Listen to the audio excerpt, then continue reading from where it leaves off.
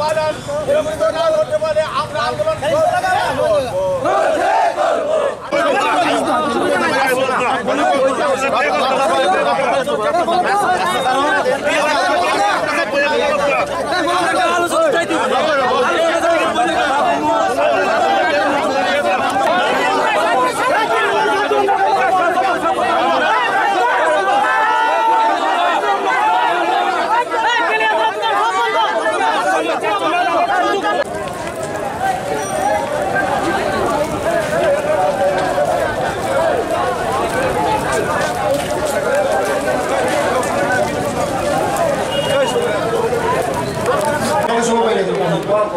আগের সিস্টেমে থাকবো এখন বেশি দেরি না কইরা মানে তাড়াতাড়ি স্টেপ নিতে হবে তাড়াতাড়ি স্টেপ নিব বুঝা তাহলে কালকে হচ্ছে মানে আপনারা যেদিন জানাইছে আমাদের এলাকার মধ্যে তিনটা বাজার দীর্ঘদিন ধরে মানে বাজারের তারিখগুলি চেঞ্জ হয়েছে।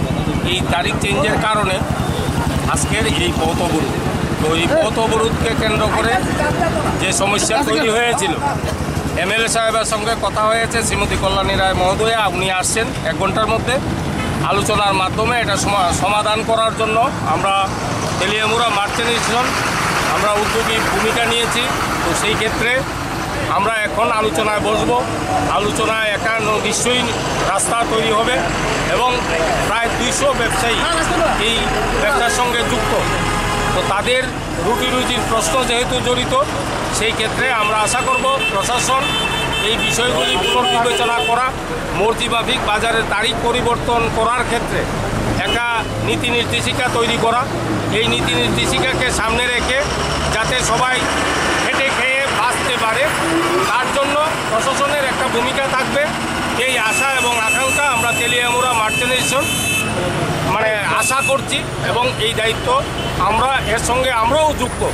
আমরা যৌথভাবে আমরা এই কাজটা করতে চাই। আচ্ছা, এই যে রাস্তা অবরোধ হয়েছে এবং বাজারগুলো চেঞ্জ করছে, এটার মধ্যে কারও আছে মানে কার অর্ডারে? কারো অর্ডার নয়, এখানে প্রশ্ন হচ্ছে রুটি রুজির প্রশ্ন।